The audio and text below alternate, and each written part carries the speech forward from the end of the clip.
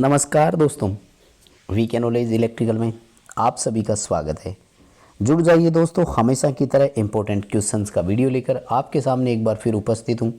आज भी काफ़ी अच्छे क्वेश्चन आपको हम करवाने वाले हैं। प्रतियोगी परीक्षाओं के लिए हम सर्वश्रेष्ठ वीडियो आपको प्रोवाइड करवाते हैं हर दिन चैनल पर। चैनल से पहली बार जुड़े हैं तो सब्सक्राइब जरूर कर लीजिए, क्योंकि इसी तरह का कंटेंट हम आपको हर दिन प्रोवाइड करवाते हैं। इलेक्ट्रिशियन और इलेक्ट्रॉनिक्स वालों के लिए आईटीआई आधारित सभी एग्ज़ाम्स के लिए इम्पोर्टेंट्स हमेशा हम आपको इस चैनल पर देते हैं, चाहे वो न्यूज़ अपडेट हो, चाहे वो कंटेंट हो। चैनल से जुड़ जाइए। इस वीडियो के डिस्क्रिप्शन में लिंक दिया हुआ है, हमारा एंड्रॉयड ऐप डाउनलोड ज़रूर करें। एप्लीकेशन पर हम हर मंडे फ्री में प्रैक्टिस टेस्ट प्रोवाइड करवाते हैं, आप उसे अटैम्प्ट कर सकते हैं। आइए ज़रा आज के क्वेश्चनों से शुरू करते हैं। और नंबर 1 सवाल आपके सामने है, मैं इसको हिंदी में एक्सप्लेन करवा देता हूँ। सवाल कह रहे हैं कि 6 सेल हैं और कितने वोल्ट ड्रॉप दर्शाएंगे फुल चार्ज अवस्था से फुल डिस्चार्ज अवस्था तक। मेरे दोस्त, जब आपको ये नहीं बताए ना कि सेल कौन सा है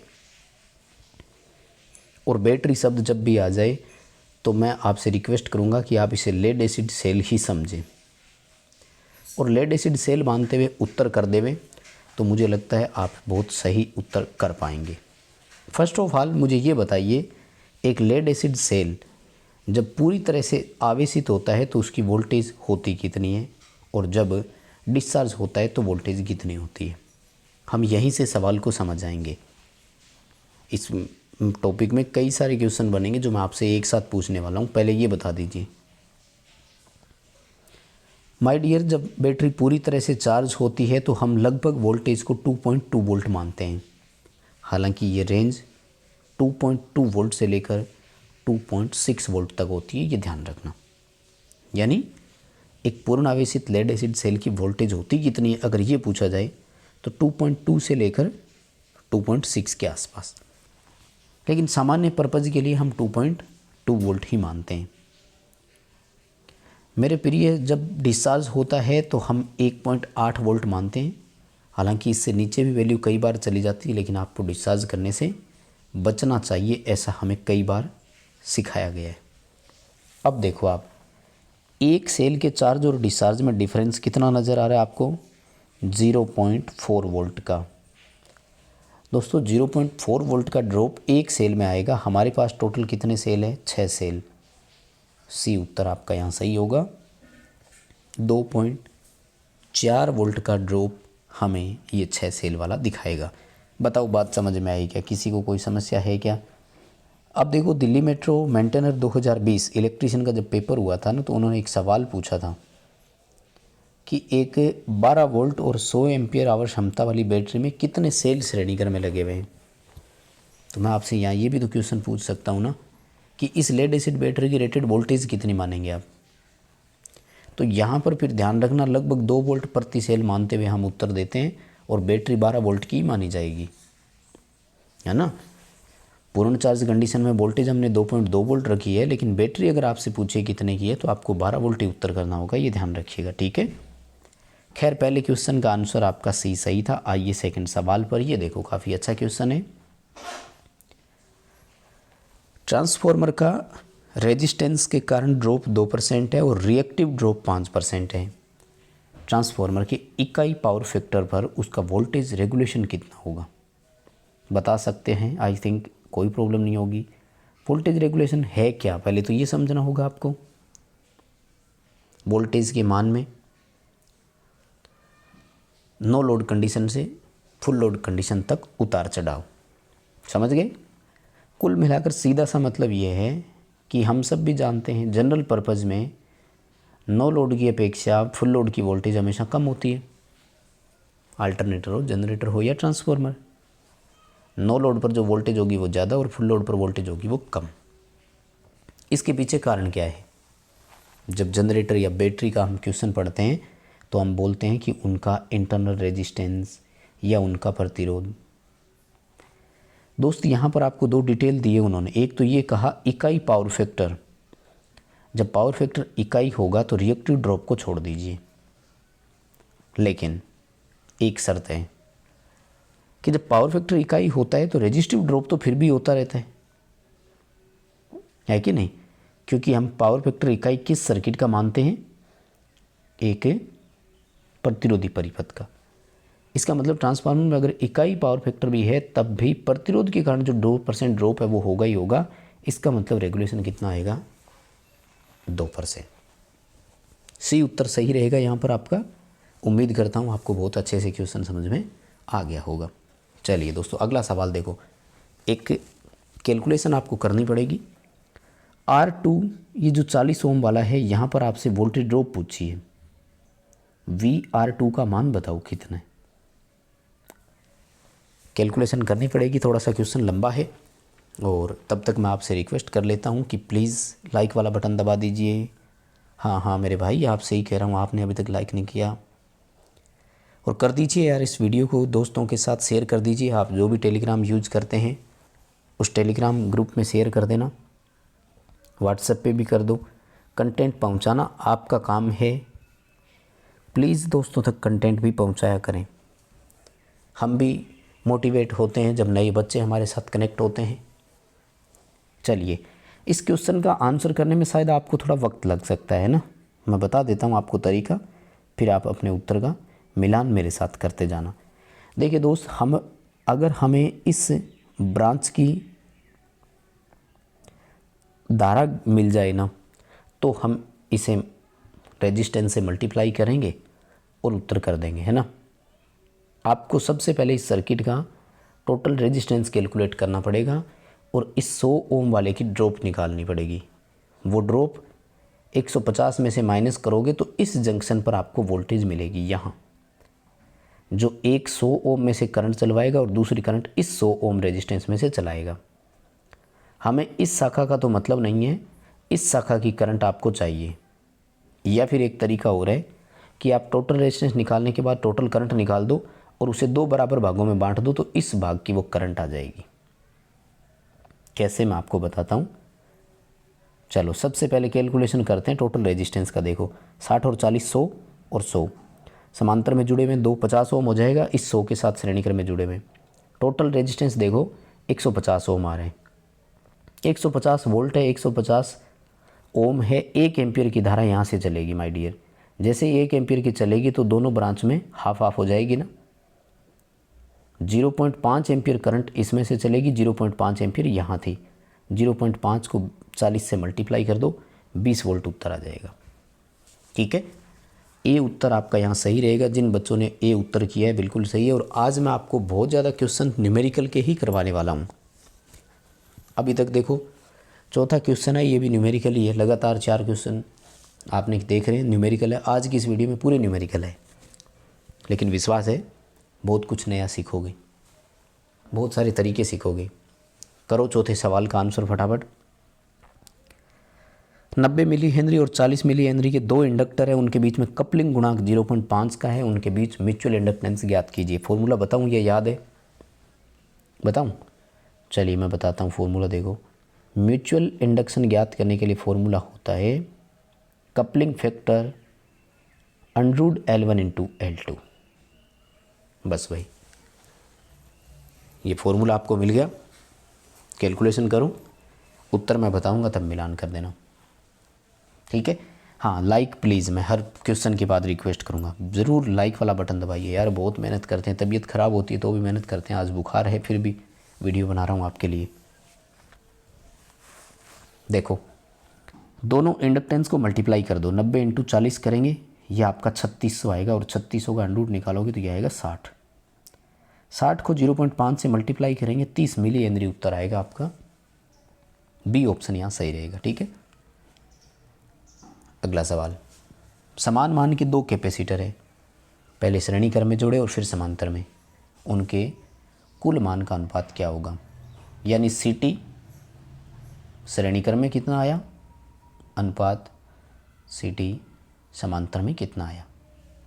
ठीक है, बहुत सिंपल है, शायद इसमें कोई दिक्कत नहीं होगी। समान मान के अगर है,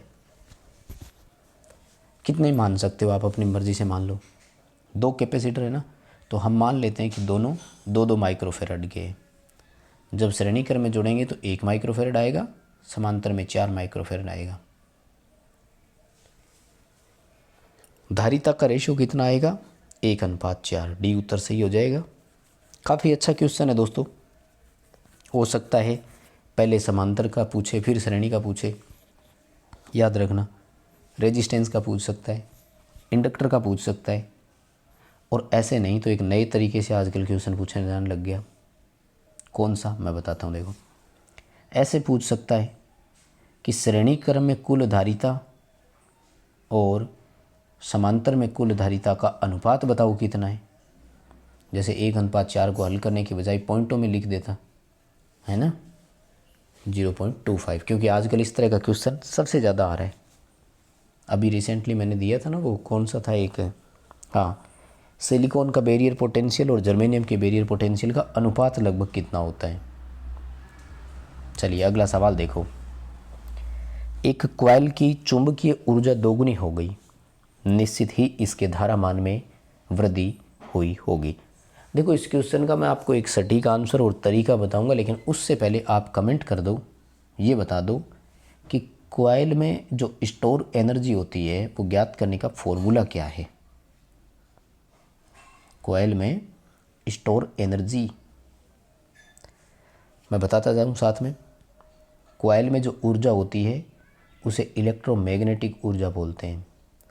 वहीं कैपेसिटर का अंतर साथ में करवा दूँ, उसे इलेक्ट्रोस्टैटिक एनर्जी बोलते हैं, है ना।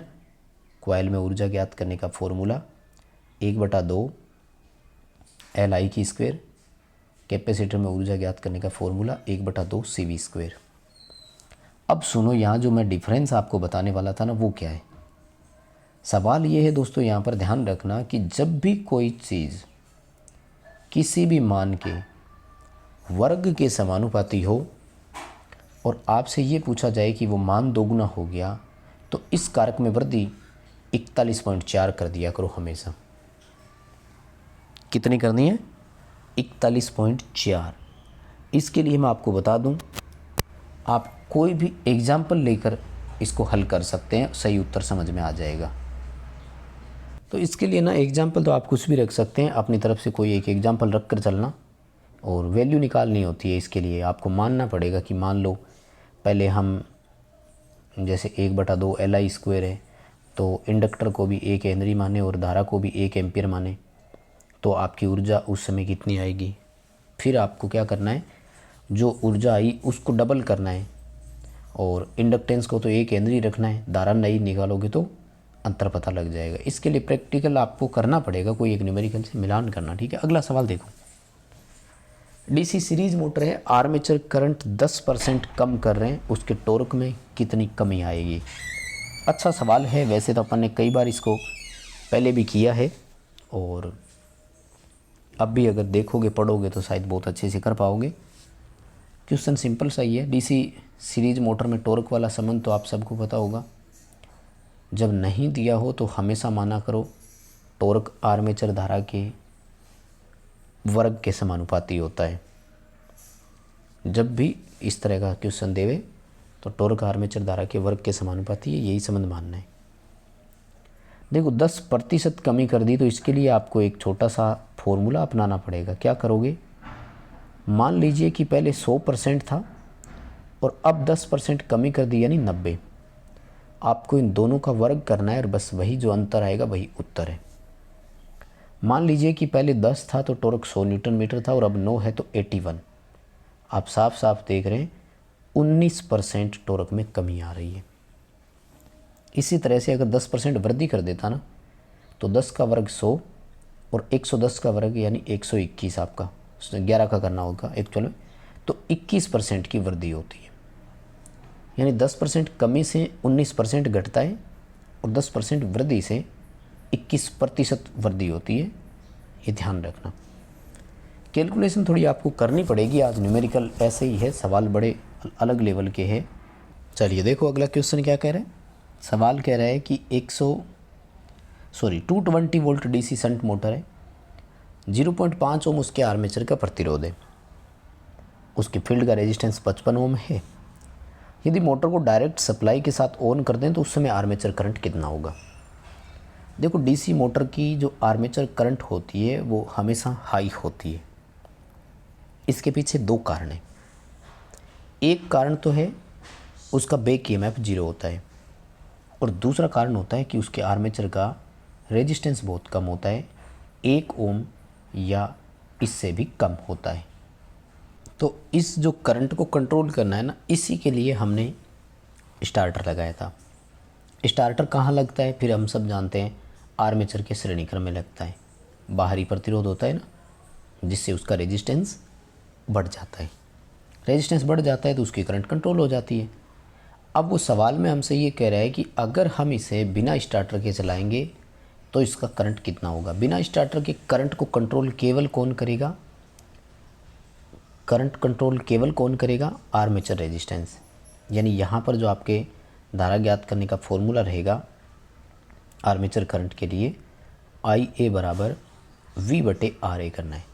वोल्टेज तो पूरी मिलेगी स्टार्टिंग के समय, करंट को कंट्रोल केवल आर्मेचर का रेजिस्टेंस करेगा, है ना। तो 220/0.5 आप करेंगे तो कितना उत्तर आएगा, ये लगभग आपका 440 एम्पीयर के आसपास आ रहा है ना। ये उत्तर सही रहेगा। कैलकुलेशन करके मिलान करना ज़रूर, क्वेश्चन बहुत अच्छा है, आ सकता है पेपर में। इसके रिगार्डिंग कुछ और भी क्वेश्चन बनते हैं, अगले आपको वीडियो में वो भी करवाऊंगा मैं। बहुत सारे क्वेश्चन बनते हैं टॉर्क ज्ञात करने का, इसमें भी एक डायरेक्ट क्वेश्चन और आता है ना।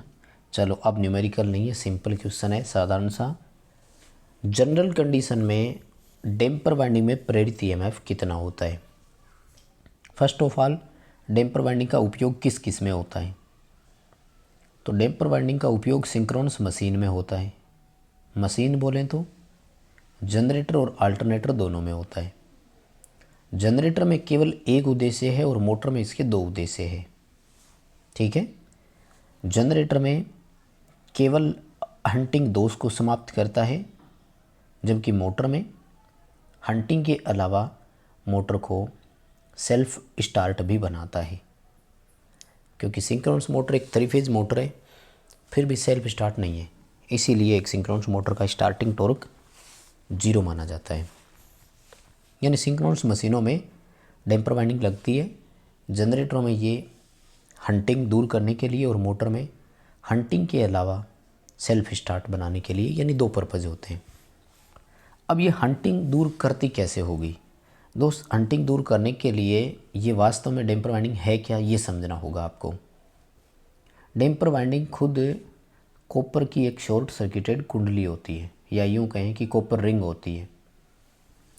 हम सब जानते हैं फैराडे ने एक बात कही थी कि अगर कहीं एक चालक हो, चुंबकीय क्षेत्र हो और उनके बीच में अगर सापेक्ष गति हो, यानी रिलेटिव मोशन हो, तो इस चालक में ईएमएफ उत्पन्न होगा, ये कन्फर्म है। अब हमारे अल्टरनेटर या सिंक्रोनस मोटर की बात करें तो रोटर और स्टेटर दोनों एक समान गति से चलते हैं, इसलिए उनके बीच में सापेक्ष गति जो है ना वो 0 होती है। जब सापेक्ष गति 0 होती है तो प्रेरित ईएमएफ का मान भी कितना होगा, 0। भले चालक है और चुंबकीय क्षेत्र है, लेकिन उनके बीच में गति नहीं है, या तो दोनों एक समान मान से गति कर रहे हो या दोनों रुके हुए हो, तो उनके बीच में कोई ईएमएफ नहीं उत्पन्न होता है, ये फैराडे ने कहा था। तो अब सामान्य कंडीशन का मतलब क्या है। सामान्य कंडीशन का मतलब है कि मोटर नॉर्मल चल रही है, उसमें कोई किसी प्रकार का हंटिंग है ही नहीं। तो मोटर या जनरेटर में डैम्पर वाइंडिंग में ईएमएफ तब उत्पन्न होगा जब वो हंटिंग करेगा। क्यों हंटिंग करेगा, तो रोटर और स्टेटर के बीच रिलेटिव मोशन होगा, सापेक्ष गति होगी, यानी जितना ज़्यादा हंटिंग होगा डैम्पर वाइंडिंग में ईएमएफ उतना ही अधिक होगा। तो अभी उत्तर क्या करोगे, यस सी ऑप्शन आएगा, 0 है।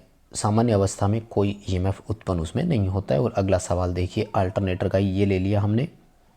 कहते हैं कि एक स्टेशनरी अल्टरनेटर को कभी भी बस बार से कनेक्ट नहीं करना चाहिए, क्यों नहीं करना चाहिए। अब मुझे ये बताओ, बस बार से कनेक्ट करना क्या बोलते हो। हाँ, सिंक्रोनाइज करना। 2 अल्टरनेटर को सिंक्रोनाइज करने के लिए क्या शर्तें हैं, आप सब जानते हो। क्या शर्तें बताते हो आप, टर्मिनल वोल्टेज समान, फ्रिक्वेंसी समान, फेज क्रम समान, यही तो कहते हो ना। जब अल्टरनेटर रुका हुआ है तो क्या उसमें कोई वोल्टेज है, क्या उसमें कोई फ्रिक्वेंसी है? नहीं। तो फिर ये सिंक्रोनाइज होगा ही नहीं। फिर क्या होगा? शॉर्ट सर्किट हो जाएगा, क्योंकि इसे एक मोटर की तरह फीडिंग मिलेगी, फीडिंग मिलते ही शॉर्ट सर्किट हो जाएगा। ठीक है, डी उत्तर होगा, it will be short circuited. ठीक है, तो बस दोस्तों यही करवाएंगे आज के इस वीडियो में क्वेश्चन। उम्मीद करता हूँ वीडियो पसंद आया होगा, लाइक ज़रूर कर दीजिएगा, चैनल सब्सक्राइब कर लीजिए, डिस्क्रिप्शन में लिंक दिया हुआ है, हमारा एंड्रॉइड ऐप डाउनलोड ज़रूर करें, और हाँ, वीडियो को प्लीज़ शेयर कर दीजिए दोस्तों के साथ।